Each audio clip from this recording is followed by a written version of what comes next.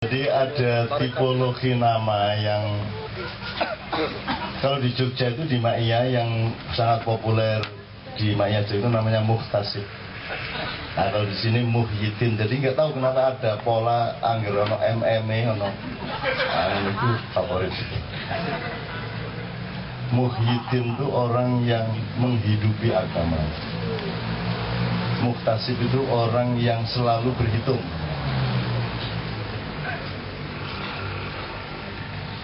Bagaimana saya hancur? Hancur itu pertama pasti yang terkesan. Pertama itu kan yang melintas di benak Anda itu kan kehancuran fisik dulu.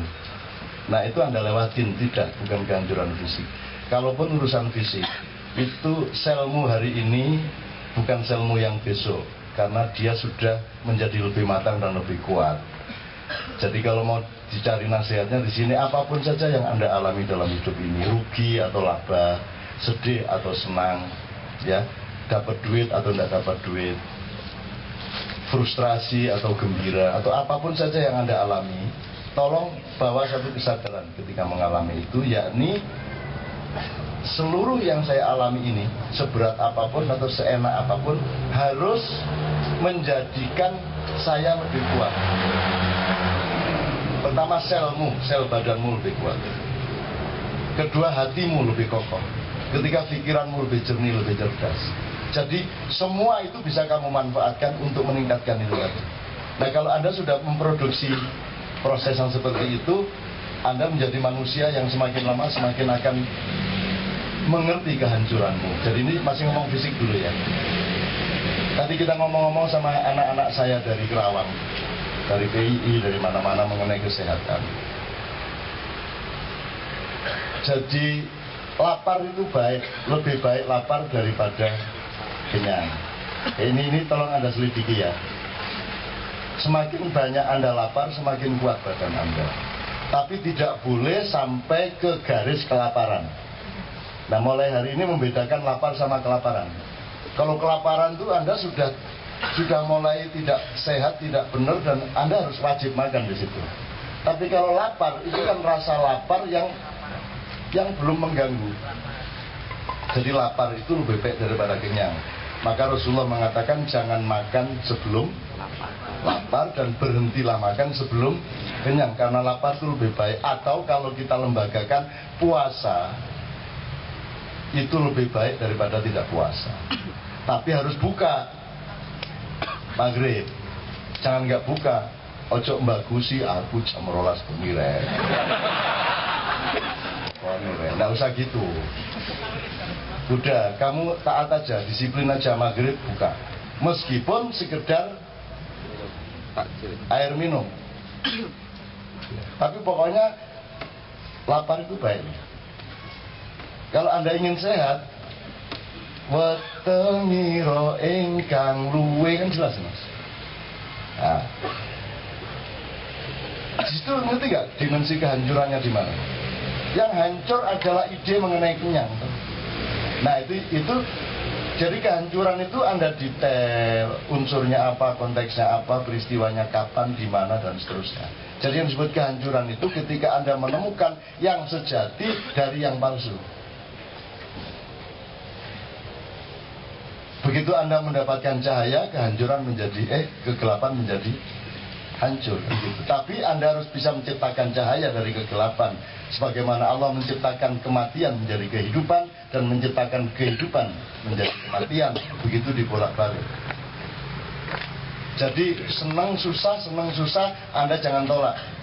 Tapi kedua-duanya harus Anda bikin taat kepada Anda.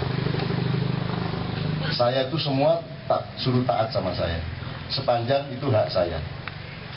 Saya tadi cerita mengenai moco itu mas, umur swita yang gitu bisa moco tak? Umur 61 ini loh, emang bisa baca. Saya kan pakai kacamata dulu waktu di KC ya. Ya tapi kan saya tidak bisa tertib mas, tiap hari pergi ke sana kemari, ntar di panggung ketinggalan, jadi hilang ya terus kacamata itu. Dan Allah menyayangi hambanya dengan tetap membuat hambanya itu membawa kelemahan kemana-mana. Jadi kalau Anda lupa, bersyukur kepada Allah, ya Allah, alhamdulillah Engkau masih bikin aku lupa sehingga aku tidak sombong kepadamu, kan begitu. Dani Ahmad sedang disayang sama Allah, diingatkan supaya dia lebih rendah hati, supaya dia lebih ingat kepada hakikat kehidupan, bahwa kamu tidak bisa terus-menerus berbuat seolah-olah tidak ada masalah dengan hidup. Maka kita menjadi rendah hati dan lebih waspada, berhati-hati kan gitu. Jadi kehancuran itu Anda temukan tiap saat, jadi ketika Anda kelas 1 naik kelas 2, kelas 1-nya hancur kan Mas? Ngerti tak maksudnya? Ketika Anda sudah nasi kan sudah semua hancur. Jadi yang disebut kehancuran itu Anda menapak terus, meningkat terus, berhijrah terus menerus. Itu keasikan yang luar biasa. Dan kalau Anda sudah menikmati keasikan proses, Anda tidak akan menomorsatukan dunia dan uang.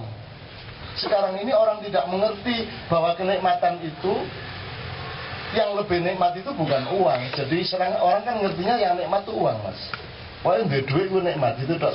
Dia pengetahuannya sebatas itu dok. Padahal kenikmatan itu luar biasa. Begitu banyaknya kenikmatan hidup ini. Gitu loh. Kacamata tadi Mas, karena saya dulu kacamata, karena saya lupa terus, saya diberikan Mbak Via 2,5 juta kacamata permanen Mas. Lu tak pakai sekali ke Bukit Tinggi sama Gandhi lu kali Mas. Terus gak taya-tayaan, gak kacamata. Akhirnya mata kamu nggak usah kacamata ya. Oh oke, sudiko. Mata saya akhirnya taat.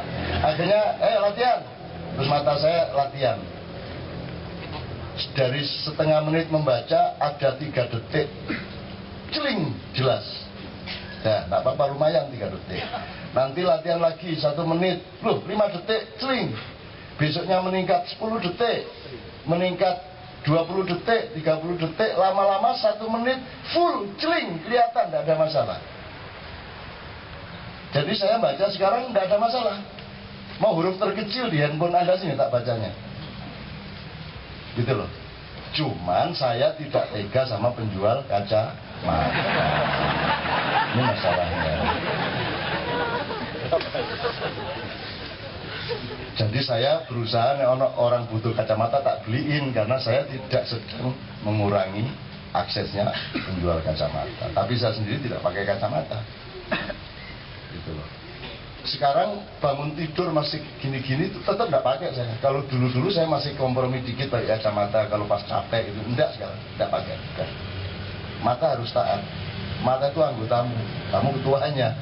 Gitu loh, kamu pemimpinnya, mata harus taat gitu loh. Dan sampai batas tertentu bisa loh Mas dia Mas. Tapi ojo terus rai elek, ayo ganteng ya kali bisa ya. Ya nggak bisa, makanya merongos nggak bisa kalau ini. Jadi ada batasnya semua itu kan gitu Mas. Semua disuruh taat. Jadi semua yang harus taat sama Anda harus bikin taat. Uang harus taat sama Anda. Apa saja harus taat sama Anda sepanjang itu berada dalam lingkup hak-hak Anda.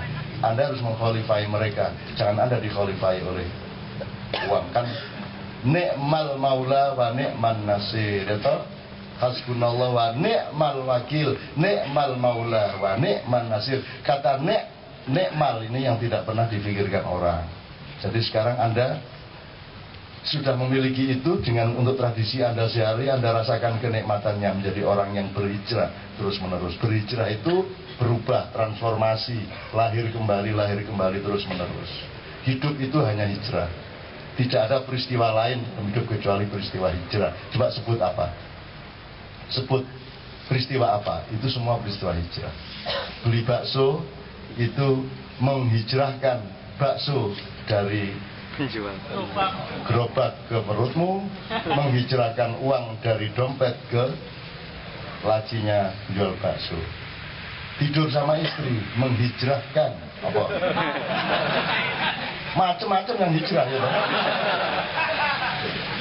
Semua hijrah, apa saja yang tidak, semua hijrah. Maka nyun sewu, nilai di dalam agama Islam yang terpenting bukan Muhammad.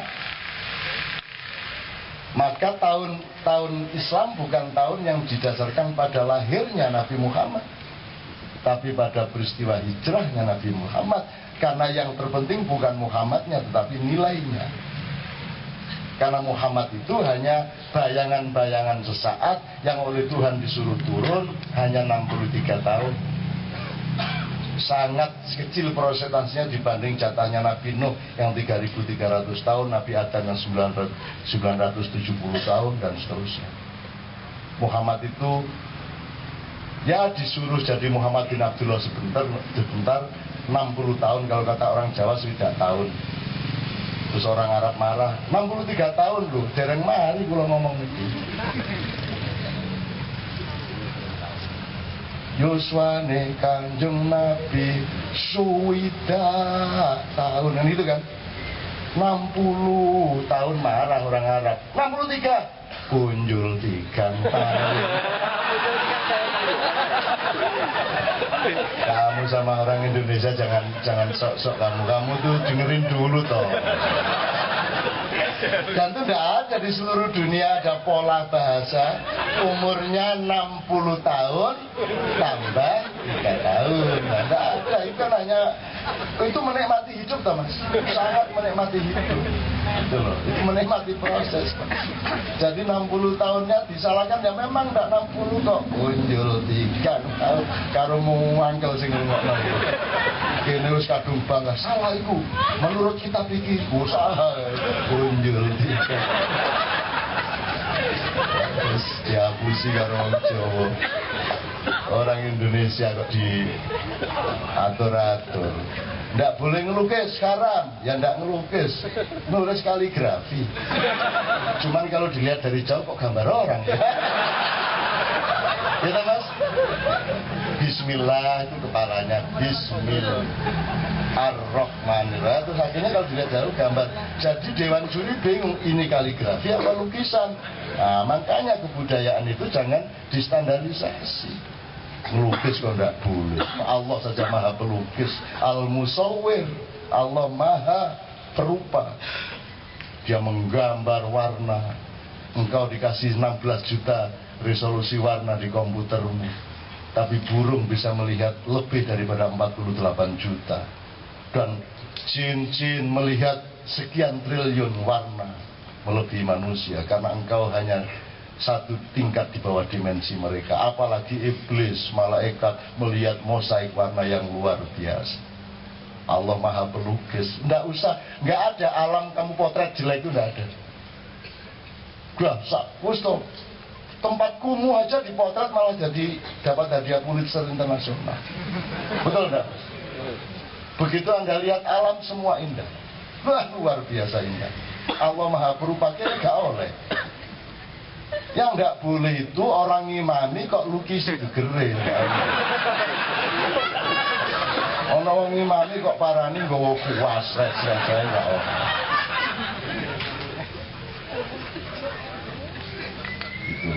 Ya memang ada konteks-konteks ruang dan waktu di mana melukis itu tidak baik, kan bisa tuh mas.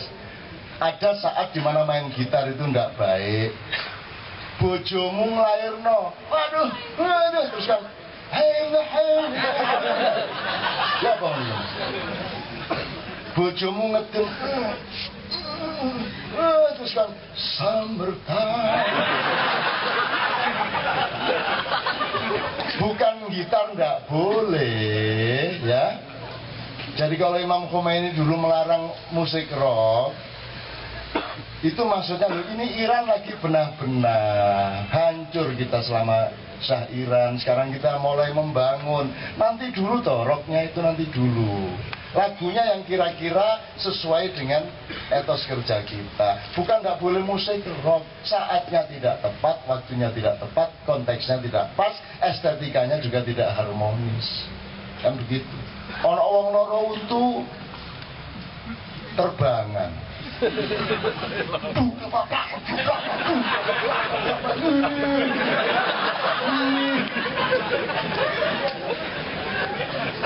Kira-kira yang sampai ke langit bunyi terbang atau keluar orang yang sakit gigi?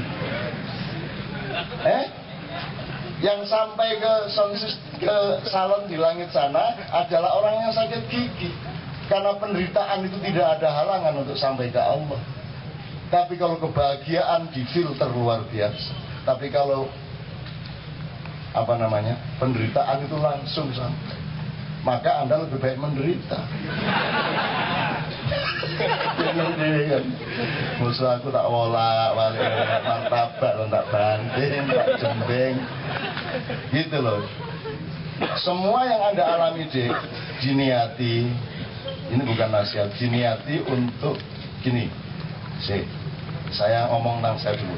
Saya berdiri di sini, ini syarat utamanya adalah jangan sampai kehadiran saya, apa lewat koran, lewat buku, lewat TV, lewat langsung gini, jangan sampai menjadi halangan hubunganmu sama Tuhan.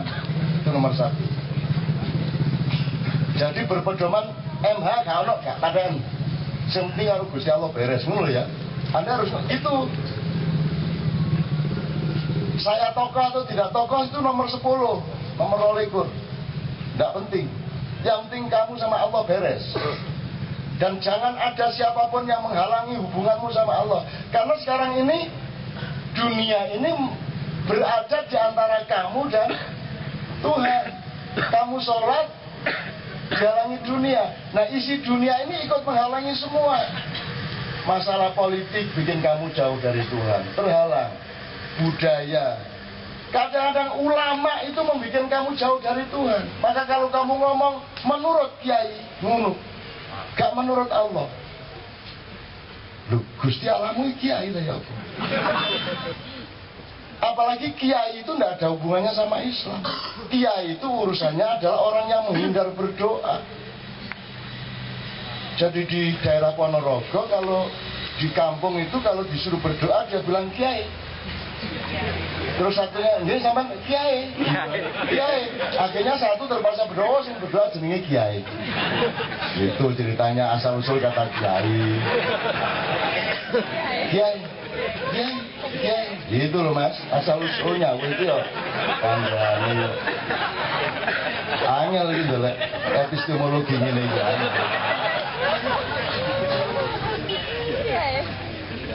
Lahirnya Solo Jogja itu karena begitu peristiwa begitu. Jadi kalau Jogja itu kan seneng wedangan Mas Gito dan harus ada jognya. Jadi kalau ada tamu dikasih teh terus jog ya. Jog ya, maksudnya dikasih jog lagi. Jog ya. Akhirnya tamunya yang dari Belanda bilang, oh ini kota Jogja. Oh, aslinya. Terus ketika dia Solo bingung, kok nggak ada jog? Loh. Karena mana jognya? Kok nggak ada? Loh. Nah, akhirnya namanya Solo. Anda ini payah, nggak ngerti asal usul aja. Wah, kapan-kapan mending saya ceramah gitu-gitu lah ya saudara-saudara. Anda ini terlalu mengkerdilkan diri dengan mendramatisir segala sesuatu dihebat-hebatkan. Saya tuh mempelajari gimana dulu Nabi Yusuf sama Zulaikha, tak pelajari detail, tak lihat di kapalnya Nabi Nuh itu ada apa saja, hewannya apa saja, itu tak pelajari mas. Bagaimana ada tikus, ada babi, ada gajah, itu ada hubungan kerjanya gitu.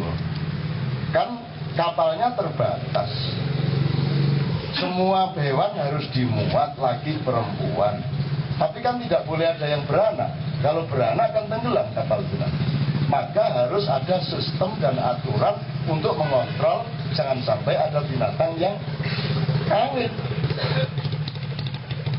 Maka harus ada kotak-kotak kamar-kamar yang terorganisir beribu-ribu dan kapalnya harus sangat besar. Tapi akhirnya Nabi Nuh dikasih tahu sama iblis, Kanjeng Nabi, sampean masih ngatur kayak ngene sik brosot iku kewan-kewan niku. Mending iku alat kelamin iku sampean klumpukno ndek gudang dhewe. Akhirnya dikumpulin. Semua alat kelaminnya sebelum masuk kapal dicopot, dikumpulkan. Begitu mendarat di daerah Turki sana, kan asalnya dari Purworejo, mendaratnya di Turki. Karena bingung ngomongin, muring-muring. Begitu mendarat, tidak dipikir oleh Nabi Nuh bahwa nanti bahwa landingnya pesawat itu kan yang paling bahaya dibanding take off maupun di atas. Kan yang misalnya yang paling bahaya kan, jadi yang harus paling direncanakan tuh bukan berangkatnya dan perjalanannya, tapi bagaimana mengakhiri perjalanan itu. Mulane Jawa Timur ono istilah kalau gendeng gak bisa ngakhiri, gendeng gak bisa mungkasi. Jadi begitu kapal mendarat, Mas, tidak dipikir bagaimana administrasi pengambilan kembali alat-alat kelamin. Akhirnya royoan, Mas. Yang larinya paling cepat dapat paling gede. Udah, Mas. Jaran Melayu mulai gede dewe, lainnya masih antri, dia udah dapat lari keluar. Pas di pintu gerbang berpapasan sama sapi. Sapi, wah gede nih. Ya Allah, gede banget. Nah, sejak itu dia menggeleng-gelengkan kepalanya. Sehingga sampai sekarang sapi kalau jalan selalu geleng-geleng. Nah, itu karena dia selalu ingat, ya Allah gede nih.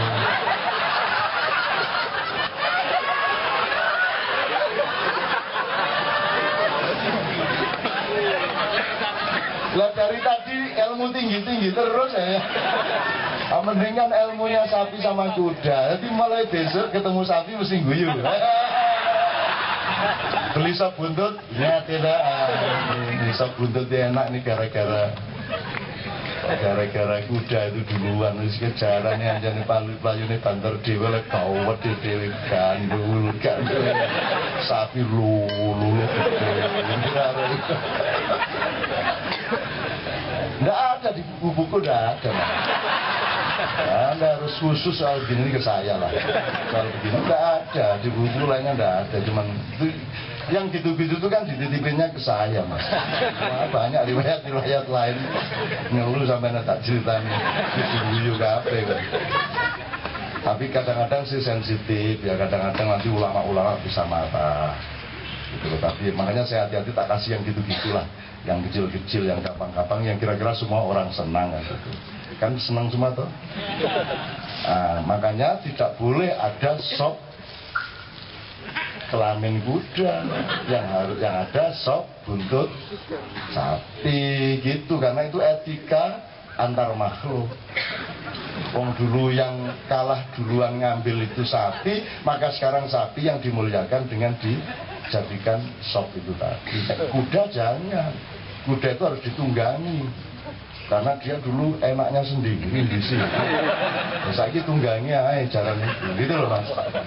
Gitu, ini beneran sih, jangan menurut kamu. Karena hak orang itu berdasarkan riwayatnya. Kenapa Israel mencabut nyawamu? Karena dia dulu yang disuruh Tuhan bikin kamu. Dia punya hak. Dia yang setengah mati ngambil tanah liat di Tangerang tadi kok. Terus dia yang bikin, yang mematung Adam, terus baru ditiup sama Allah 3 kali, wahing 3 kali. Nah, maka Israel yang oleh Allah diberi hak, dan nanti kamu yang, karena kamu yang mengawal kelahirannya, kamu yang mengawal kematiannya juga, gitu loh Mas. Itu jadi cukup ya Dek ya, beres ya Dek ya. Gitu. Tadi nanti melamar cewek ditanya sama tuh, pekerjaanmu apa? Penghancuran diri.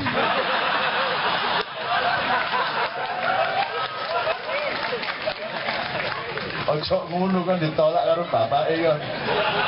Pokoknya kalau ngelamar cewek jangan ngomong filsafat, jangan mau kayak saya dulu itu, aduh udah mau ditembak, mau diapain lah, ya apa seniman nih ngelamar nganggo apa Mas. Aku mau ngelamar nganggo puisi terus kon ngono pisan. Apa andalanmu? Anu anak saya ini Pak, terbiasa melakukan penghancuran diri. Morotuamu mendelik, morotuamu maksud mau penghancuran diri. Ayo ngomong hancur menang. Gitu, oke. Ada yang belum terjawab? Ya, oke. Oh, Pak Najib, ya dia itu respon bagus dan ngerti artinya Najib, Mas. Ngerti artinya Najib ya Mas ya? Nah.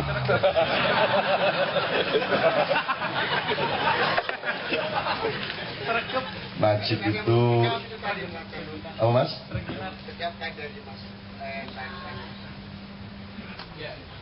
Mas yang tanya setelah Mas Dadang tadi jawab.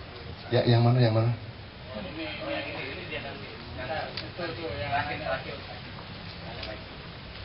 Ya, sama Mas yang soal caleg dan presiden tadi juga masih belum puas. Ya saya memang sedang bikin Anda agak lupa-lupa tapi ternyata masih ingat gitu. Karena di KC tidak ada standarisasi. Mas silakan Anda. Ya. Saya terima kasih untuk Najib ya tadi untuk Najib saya terima kasih. Terima kasih Cak Nun. Assalamualaikum warahmatullahi wabarakatuh. Saya terima kasih juga kepada Mas yang nomor 2 dari barusan tanya dari setelah Mas Dadang. Terus tadi saya istrikan Cak Nun tadi katakan bahwa pemilu 2014 nanti ya kan Mas itu tanya bahwa setelah nanti 2014 itu terpilihnya caleg dan DPR. Jadi pertanyaan itu ya, esensi yang saya tangkap itu adalah bahwa nanti 2015 itu menurut kami itu seperti apa pemimpin itu? Itu kan yang kedua. Artinya dari sisi pemimpin seperti apa itu? Oleh karena itu saya cuma ingin menyambut dari tadi itu kan bisnis mereka pedagang.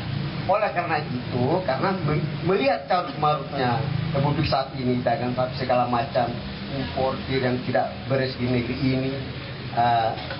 Satu menteri dan menteri lainnya sudah tidak beres, tapi yang sudah dijelaskan semua oleh Cak Nun tadi.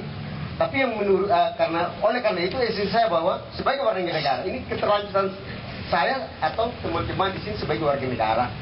Loh, kalau nanti 2014 nanti seperti ini juga, apa sebagai seorang intelektual tanggung jawab moral apa kita ini sebagai warga? Itu persoalan. Lalu kalau kita membiarkan ini terus 2015 terus nanti seperti ini lagi. Loh, wallahu a'lam bishawab. Itu ada kegalauan kita sebagai warga negara. Coba kita melihat bahwa bagaimana Cak Nun melihat itu sebagai apa filosofinya kah? Apakah ketatanegaraan kita kah? Atau mungkin dari tadi Cak Nun sudah menjawab dari urutan dari zaman Majapahit sampai sekarang. Itu coba diperkirakan prediksi.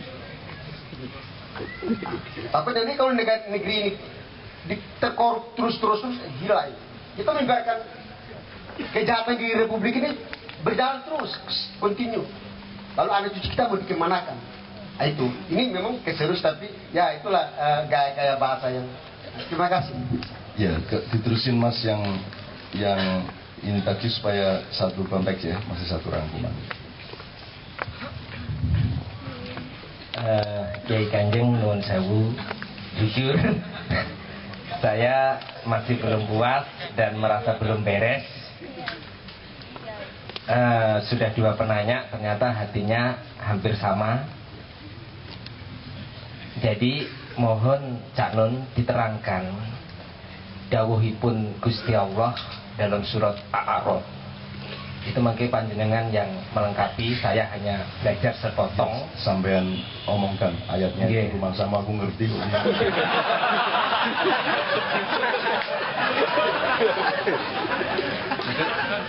Gusti Allah tidak akan merubah nasib suatu kaum kecuali mereka atau umatnya itu sendiri yang merubahnya. Lantas kembali lagi, kami yang anggap bocah angon arek desa yang pengen belajar jadi aktivis ini memandang kalau boleh mencintai negeri ini, momentum 9 April 2014 itu adalah DPR adalah yang membuat undang-undang, Presiden adalah yang punya kuasa penuh mau diarahkan kemana ini NKRI. Nah, kula nyuwun bagaimana yang terbaik dari masyarakat ini untuk memilah dan memilih untuk lebih baik negeri kita ini ke depannya. Matur suwun. Assalamualaikum warahmatullahi wabarakatuh. Ya innallaha la yughayyiru ma biqaumin hatta yughayyiru ma bi anfusihim. Pemahaman dasarnya yang lebih primer melakukan perubahan itu kauminnya apa Allahnya? Allahnya kan? Allahnya apa orangnya? Ini Tuhan bilang saya nggak akan merubah kamu loh sebelum kamu merubah diri kamu sendiri. Itu kira-kira nanti kapasitas yang lebih primer pada perubahan yang terjadi itu datang dari Tuhan apa dari orangnya? Nah, ini tolong didiskusikan. Karena pernah diomongkan ini. Perubahan yang kamu lakukan adalah menyiapkan tanah untuk ditanami padi. Kamu singkal, kamu garu, kamu banyoni, terus ditanduri. Nandurnya itu kalau orang Jawa harus diurai rambutnya perempuan, karena perempuan itu rambutnya lambang kesuburan. Kalau laki-laki itu lambang api. Jadi kalau laki-laki jangan gondrong seperti saya, kecuali bisa merubah apimu menjadi kesuburan sosial. Itu kalau Jawa. Tapi Anda tidak harus pakai standar itu. Tapi perubahan yang Anda lakukan adalah menyiapkan tanah dan seterusnya tadi, menanam padi. Kemudian puncak perubahan itu adalah padi berbuah dan kamu panen. Sekarang saya tanya sama Anda. Anda tadi menyiapkan tanah, terus Anda menanam padi. Peristiwa yang lebih besar itu menanam padi atau tumbuhnya padi? Yang lebih besar mana, yang lebih primer? Nah, jadi yang lebih primer ini yang Anda lakukan, yang dilakukan Tuhan. Yang dilakukan Tuhan. Panen itu hasil karyamu apa hasil karya Tuhan? Karya Tuhan. Demikianlah juga Indonesia yang besar dan krusial ini. Jadi kalau Anda jadi pengawas pemilu, Anda niatnya adalah supaya Allah merubah. Tapi Anda jangan niatkan terlalu serius bahwa pengawasan Anda akan merubah pemilu. Karena Anda tidak mampu menumbuhkan padi dan tidak mampu bikin padi panen. Yang saya lakukan dengan KJ, dengan Ma'iyah, dengan tanggal 28, dengan teater, dengan semua itu sebenarnya hanya nyingkal tanah, hanya nanam padi. Tapi saya tidak mampu menumbuhkan padi dan saya tidak mampu membuat padi itu panen. Gitu loh Mas. Nah, dengan begini sekarang masalahnya Sukosrono sama Sumantri tidak bisa kalau tanpa Punokawan. Punokawan ini sebenarnya satu jenjang saja untuk memahami bahwa harus ada peran di atas manusia, harus ada peran spiritual, harus ada peran dari Allah dengan malaikatnya. Malaikat itu artinya aparat-aparatnya, birokratnya, perdana menteri, menteri, dirjen, irjen, sampai kepala bagian, kepala dinas, bupati. Allah punya semua. Allah menumbuhkan padi, tapi tidak Allah langsung menumbuhkan padi. Allah boleh punya staf yang urusan padi. Allah boleh punya staf yang urusan Gunung Merapi. Nah, masalahnya begini Mas, seperti yang Anda tanyakan. Kita tidak usah mengeluh lagi lah tentang hancurnya kita ini ya Mas ya. Satu contoh begini deh. Anda kan sekolah nih. Sekolah itu kan untuk ngerti menggunakan logika bahwa yang baik begini, yang baik begini, yang ada ekspertasi, ada spesialisasi, bahwa yang Menteri Pertanian adalah orang yang satu mencintai para petani, nomor dua mengerti betul dunia pertanian sampai soal tanam pertaniannya, sampai bisnis pertaniannya dan konstelasi politik pertaniannya. Seorang menteri harus menguasai itu semua dalam rangka menyejahterakan para petani dan rakyat Indonesia, kan begitu. Nah, di setiap departemen kan ada ekspertasinya masing-masing. Sekarang saya tanya sama Anda, apakah pernah ada kabinet yang disusun berdasarkan ekspertasi? Jadi ada gunanya nggak sekolah? Ada gunanya nggak pendidikan? Sementara setiap orang setengah mati membawa anaknya dengan bayaran berapapun untuk bersekolah. Tapi kan buktinya tidak ada gunanya. Kita tidak ada masalah. Siapapun menjadi menteri, siapapun menjadi gubernur, siapapun menjadi presiden, nomor satu harus tidak masalah, harus ikhlas, tidak ada masalah. Cuman kan kita punya nalar. Loh, kalau orang itu menjadi menteri X, loh, terus orang-orang yang benar-benar belajar dan terbukti mencintai urusan itu kok tidak jadi menteri? Terus bagaimana dong cara kita mengikhlasi itu? Apakah keikhlasan di situ itu wajib atau malah makruh ikhlas itu? Yang mana? Nah, kalau dilihat kan hampir semua lini seperti itu. Emang nggak ada orang sehingga dia yang jadi presiden? Sedangkan syarat-syaratnya paling tidak memenuhi. Jadi produser dari birokrasi dan kekuasaan pemerintahan kita ini ibarat warung yang selalu menyuguhkan makanan beracun kepada Anda. Dan sekarang Anda bertanya kepada saya, Cak, kira-kira makanan beracun jenis apa yang akan disuguhkan tahun 2014? Kan gitu Anda. Artinya Anda masih percaya kepada warung itu. Betul enggak? Nah, apakah saya harus menjawab bahwa saya tidak akan mengandalkan warung itu untuk perubahan yang beneran? Tapi kan saya tidak bisa terang-terangan sampai sedasar itu, Mas. Saya kan masih harus menghormati dan kasihan juga lah kalau saya ngomong sampai. Makanya tadi saya berdoa mudah-mudahan Anda punya negara. Mas sudah ngerti artinya. Karena saya tidak anggap ini negara. Gini kok negara, gitu kok presiden, gitu kok menteri. Masa menteri mengendalikan harga garam aja nggak bisa.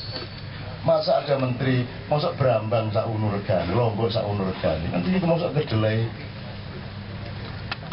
Kan itu, jadi kan secara hakiki itu bukan menteri, secara hakiki itu bukan presiden. Anda masih menanyakan lagi kira-kira produser yang sama akan memproduksi presidennya bagaimana, kan itu yang Anda tanyakan. Dan saya kan kalau kejam mengatakan, loh saya tidak percaya kepada warungnya. Saya menghendaki perubahan yang tidak cukup dilakukan oleh Sukosrono maupun oleh Sumantri. Maka kita membutuhkan peran-peran yang lebih besar, yang lebih tinggi. Itulah sebabnya kita bikin KC. Tidak untuk berafiliasi kepada politik tertentu, tapi kita setor sama Allah. Ya Allah, kami sudah nyingkal tanah. Ya Allah, kami sudah tanam padi. Ya Allah, kami sudah toleran kepada burung-burung, kepada roh-roh, kepada makhluk-makhluk lain. Kami sudah bikin sesaji di perempatan. Ya Allah, jadi semua itu saya pakai sebagai sesaji kepada Tuhan. Karena yang bisa merubah ini tadi siapa? Tuhan. Tapi kalau saya ngomong langsung supaya Tuhan, nanti orang bilang Cak Nun fatalis, lari dari rasionalitas ke mistik, kan gitu. Nggak semua, anggitmu kan bisa ngerubah raimu tak? Mengerubah anak kita aja setengah mati kok. Gitu loh. Terus sekarang kamu ketemu si Vicky itu coba kamu rubah kalau bisa. Malah kena konspirasi hati kamu. Gitu loh. Lah kok se-Indonesia. Maka yang saya lakukan adalah memperjelas momentum-momentum di mana saya akan nanting. Ya Allah, gimana ini? Sebab solusi-solusi yang ada dalam sejarah, Mas, ini yang saya agak cemas sekali. Kalau solusi Indonesia mengandalkan pemilu, kan Anda sudah jelas nggak bisa lah memproduksi. Sebelum saya ngomong langit ya, kita tuh saking miskinnya, saking laparnya, itu ada makanan dikit itu waduh dah senangnya luar biasa. Orang Indonesia ini kayak orang yang disandera yang akhirnya mencintai penyanderanya. Itu namanya hostage syndrome. Jadi kamu saya culik, terus Andi saya suruh jaga kamu. Kamu kan marah tuh sama saya, sama Andi, sama semua. Tapi kamu lapar malamnya. Terus Andi kelihatan kok, Andi kok mau yang memanggil ngambilin air. Terus bawa bungkusan makanan. Terus ngawasi terus, kamu mau kencing kamu diantar, meskipun kamu di borgol gitu ya. Hari kedua kamu mulai berkesimpulan Andi ini sebenarnya orang baik, kan gitu kan? Nanti hari ketiga kamu cinta sama Andi.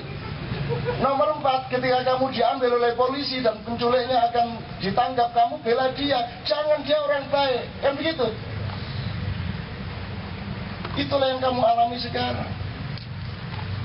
Hanya sekedar mengambilkan makanan, hanya sekedar memberikan air segelas, kamu jadikan pahlawan, seolah-olah dia Satrio Piningit.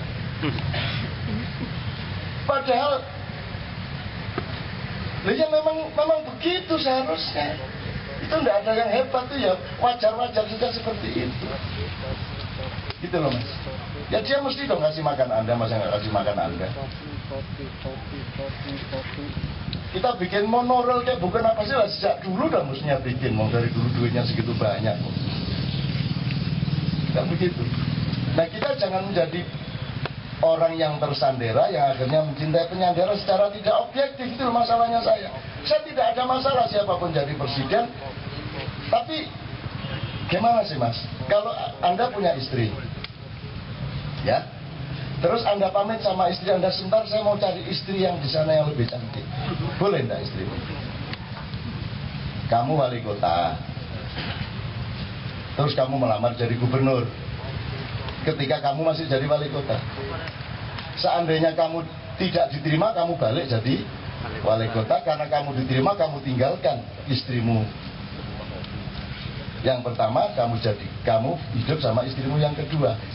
Itu tuh kalau secara logika gimana itu Mas? Boleh enggak itu Mas? Boleh enggak itu gitu? Tapi undang-undang kita membolehkan. Kalau gagal di Jakarta, dia tetap kembali jadi wali kota kan? Atau bagaimana aturannya? Atau setidaknya loh, kamu kan ceraikan saya dulu baru cari istri yang lain. Loh enggak, ini istrinya malah seneng loh yang ditinggalin, malah bangga loh suaminya dapat istri baru. Ini Sukosrono. Jadi nek cara Jogja lah piye semangrine wis do asu kabeh, Sukosrono ini pekok kabeh gitu loh. Kalau cara Jogja. Jadi kalau pertanyaan Anda saya jawab gini Mas, Anda ini nanya hal yang sama dengan saya. Dan saya sedang mencari jawaban, mempercepat jawaban itu sebenarnya dengan cara memperbanyak sesaji saya itu. Maka saya ikhlas melakukan kayak gini dimanapun. Uleling, besok kita hampir di dekat Palembang sana, besok malam. Nanti jam 7 saya sudah harus di airport. Dan itu saya lakukan tiap hari di mana-mana, bukan supaya saya jadi apa-apa, supaya Allah sayang sama kita dan tidak memakai formula yang kemarin-kemarin. So formula yang sudah ada itu formulanya semua fisik Mas, gunung meletus, gempa bumi. Jadi kam min qaryatin ahlaknahu, ya tak? Betapa banyak negeri-negeri yang aku hancurkan dan aku ganti dengan umat yang baru, kan begitu. Kalau jalan keluarnya adalah 5 gunung meletus di Pulau Jawa bareng-bareng, kemudian Jakarta akan ikut hancur lebur. Kalau itu jalan keluarnya, terus apa gunanya kita bikin KJ? Oh, Anda yang ikut KJ juga Anda ikut tenggelam, ikut hancur. Nah, kita mohon sama Allah, jalan keluarnya jalan keluar yang lebih kualitatif. Jalan keluar yang merupakan formula perubahan yang lebih bermutu, tidak fisik. Sebab kalau Gunung Merapi meletus, gempa tidak milih. Orang baik nggak ada kok gempa milih-milih. Wah, ini rajin sholat nggak kena gempa. Terus habis dari, kalau zaman dulu nih, wah ini senengannya ke Doli kena gempa, itu yang enggak. Nggak ada, Tuhan itu nggak punya sifat seperti itu. Tuhan itu uang curian dipakai untuk makan nasi, ya enak tetap nasinya. Itu namanya rahmat gitu loh Mas. Bukan kok uang korupsi terus dipakai beli sop buntut terus sop buntutnya pahit. Enggak, ya tetap enak. Itu namanya rahmat. Gempa juga begitu. Gempa ya bisa sih ada kategorisasi dikit-dikit, tapi kan itu kategori rahmat sehingga semua juga akan terkena. Tapi ingin saya katakan sama Anda, kalaupun jalan keluarnya itu nanti adalah gunung-gunung meletus, kemudian ada terbuka kapal di atas gunung yang terbesar sedunia itu akan menyingkap, kemudian akan meleleh, dan kemudian kita nunggu beberapa tahun untuk meletus, sehingga penguasa dunia akan kalang kabut dan habis di seberang sana. Itu juga bukan jalan keluar yang sesungguhnya saya impikan. Saya inginnya itu seluruh proses intelektual, spiritual, moral seperti ini oleh Allah diridhoi, sehingga proses Indonesia ini rakyat memiliki kecerdasan baru. Terserah, misalnya gini, kalau rakyat punya kecerdasan dan punya kepekaan tentang pemimpin yang sejati, kalau yang didaftar untuk jadi capres tidak memenuhi syarat, ya rakyat tinggal tidak milih, kan begitu. Kan begitu sebenarnya. Karena tidak memilih adalah pilihan. Jadi dia memenuhi syarat untuk memilih, toh? Kalau punya akal. Gitu loh Mas. Nah, Saya kan dari dulu berdoa, ya Allah mau ikut pemilu 2014. Lu karepmu piye nun? Nggih bukan kok sampean terus teko nang TPS mboten ngono. Ya enggak, masa Tuhan datang ke TPS dikawal Jibril, dikawal ya enggak. Tapi Tuhan kalau ikut pemilu itu berarti Tuhan menyebarkan hidayah ke Republik Indonesia, ke seluruh rakyatnya, sehingga rakyat memiliki kecerdasan baru, kepekaan baru, kekuatan baru, sehingga ketika dia memilih dia punya ketegasan dan kejernihan. Kalau tidak memenuhi syarat dia tidak pilih, kalau memenuhi syarat dia coba pilih. Kalau itu terjadi kan masih agak lumayan daripada Gunung Berapi 5 sekaligus meletus di Pulau Jawa dan sekitarnya, daripada yang sifatnya fisik itu loh Mas. Nah, saya tidak bisa memprediksi Mas. Yang bisa saya lakukan adalah tadi nyingkal tanah, menanam padi, mencabuti rumput-rumput liar, kemudian kasih persembahan-persembahan rohaniah kepada Tuhan. Mudah-mudahan innallaha yughayyiru ma biqaumin. Sesungguhnya Allah akan merubah suatu kaum sesudah kaum itu merubah dirinya sendiri. Kita ini kan dalam rangka merubah gitu loh Mas. Jadi nomor 1 Anda datang sini untuk merubah hidupmu dan keluargamu. Nomor 2 merubah masyarakat dan bangsamu seluruhnya. Dan ini hanya Tuhan yang bisa menolong Anda. Sebab perubahan primer tadi sudah diputuskan terjadi tidak oleh kita melainkan oleh Tuhan. Dan ini bukan fatalisme. Bukan fatalisme. Memang tidak bisa. Mau berubah gimana Mas? Dari mana Mas? Wong semua yang di atas tidak mau berubah kok Mas. Mau Mas orang anggota DPR keadaan berubah? Mau mereka? Tidak mau dong. Yang sekarang pada mau jadi menteri, mau jadi presiden, mau dia keadaannya berubah. Yang enak yang kayak sekarang kok. Gitu loh. Saya mau ngomong per calon presiden sebenarnya berdasarkan penelitian dan pengetahuan saya, tapi tidak baiklah saya omongkan sekarang kapan-kapan lah. Tapi pokoknya mudah-mudahan kalaupun itu tidak terjadi, ya gempa tidak terjadi, gunung meletus tidak terjadi, hidayah juga tidak terjadi. Mudah-mudahan masih ada opsi ketiga, yaitu Tuhan menjebak kita dalam tanda petik. Kadang-kadang Tuhan itu menyimpan sesuatu yang baik di balik sesuatu yang buruk. Itu juga bisa terjadi toh Mas? Bisa nggak Mas? Maling yang baik adalah yang menyimpan barang malingannya di tempat sampah, gitu loh Mas. Orang tidak ada yang berpikir bahwa emas itu ada di tumpukan sampah. Dan Tuhan itu sering menyimpan kemuliaan-kemuliaan di balik kenyataan yang semua orang menganggap itu kehinaan. Sama dengan Allah menyimpan Ashabul Kahfi 309 tahun hanya dikawal oleh kaki anjing yang berjuntai di mulut gua itu, sehingga sekian generasi umat manusia menyimpulkan itu gua itu sarang anjing, sehingga tidak seorang pun punya ide untuk masuk gua itu, karena di dalam gua itu ada orang-orang yang sedang ditidurkan Tuhan. Mudah-mudahan Anda kalau tidak berhasil semua, Anda dimasukin gua oleh Allah, tidur 309 tahun. Begitu keluar bingung dhewe lu, apa iki rek? Apa itu uangnya udah ndak laku, bahasanya udah ndak sama, tilang akhirnya dadi bedes kabeh. Gitu ya Mas ya. Mudah-mudahan ini kita berharap bersama-sama, dan Anda sudah melakukan kok.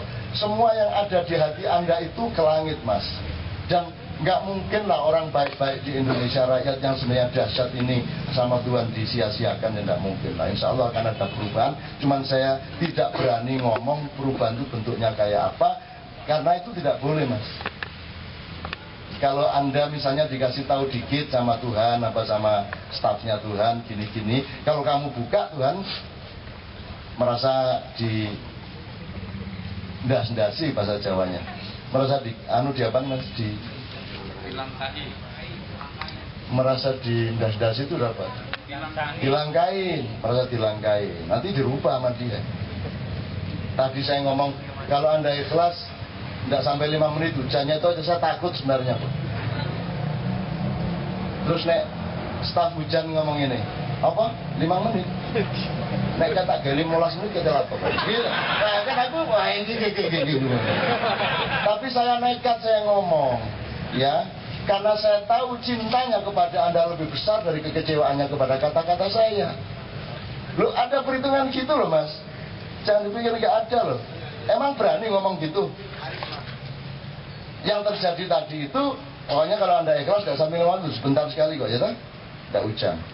Sebenarnya diam-diam yang dalam hati saya gini ngomongnya, saya sudah terlanjur ngomong 5 menit loh, jangan sampai jangan mempermalukan saya. Gitu saya, gede-gede Andi.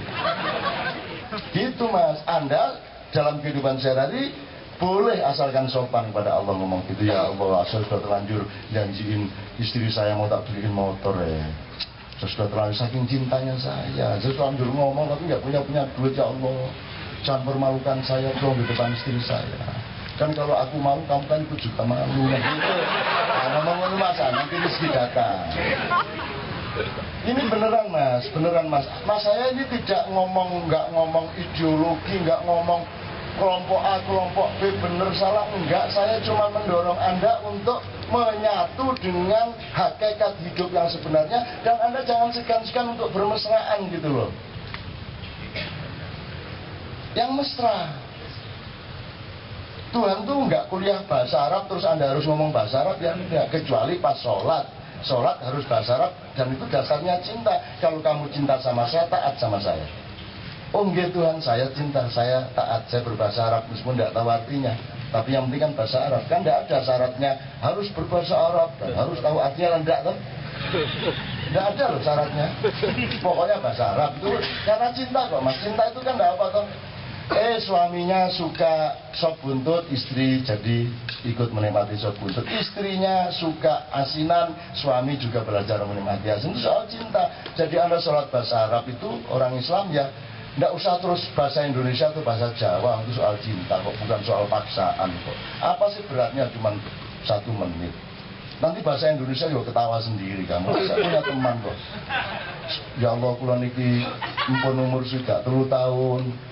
Dereng natu sembahyang ngajeng cara Arab ilat kula mboten saged kula nggih cara Jawi nggih. Terus dia dengar suara, terkesan ada suara. Ya wis kono ora apa-apa le, itu dari langit. Terus dia bilang, Gusti Kang Moho Agung. Kados umpami kaya wayang. Soleh. Bahasa Indonesia nggih, bahasa Indonesia. Dengan nama Allah yang Maha Pengasih lagi penyayang. Kayak Rendra. Enggak sih, akhirnya belajar bahasa Arab dia Mas. Ada itu teman saya begitu benar-benar ada di Jakarta kok dia benar-benar pakai bahasa Jawa. Waktu itu ketawa sendiri kayak dalang aku sih. Ya lah wis bahasa Arab gak apa-apa. Kan mending bahasa Arab malah tidak jelas artinya ya toh. Malah jadi khusyuk gitu loh Mas. Karena kalau Anda khusyuk itu berarti Anda tidak sempat memikirkan artinya. Karena Anda fokus sama Allah kan gitu. Gitu. Jadi itu soal cinta gitu Mas ya. Jadi bedakan, agama itu puncaknya soal cinta sama Allah. Gitu loh. Seperti Nyun Sewu ini saya jangkepi. Seperti saya tadi mengatakan Hajar Aswad itu bukan karena kamu senang nyium batu. Coba ya siapa? Andre ini. Mana Andre? Andre ini kan sering pergi kemana-mana. Dan kalau kemana-mana kamu lihat tasnya. Di tasnya itu ada celana dalam istrinya. Dan dipilih yang belum dicuci. Gitu ya. Nanti kalau sudah dijember dilang gini. Ini deh. Nah gitu. Apakah dia suka celana dalam? Apakah dia mendewakan celana dalam? Apakah dia senang sama baunya? Enggak. Dia cinta sama istrinya. Asal itu ekspresi dan wakil dari istrinya, sebusuk apapun saya cium. Betul enggak? Jadi kalau cinta sama Allah disuruh bahasa Arab, aku tak bahasa Arab. Ngono loh Mas. Jadi Anda pahami dong. Namanya juga kenduri cinta, rek. Ini kenduri cinta. Dan cinta tidak bisa dicapai sebelum Anda membangun syariatnya. Kan gitu kan? Syariatnya, pilarnya dibangun dulu, temboknya dijelasin dulu, jendela pintunya dipastikan dulu, baru Anda bisa menerapkan cinta di situ. Beben sama Mbak Ina kan harus bangun rumah dulu, apa langsung bercinta kalau omai. Pak tonggo-tonggo ini dulu kabel aku.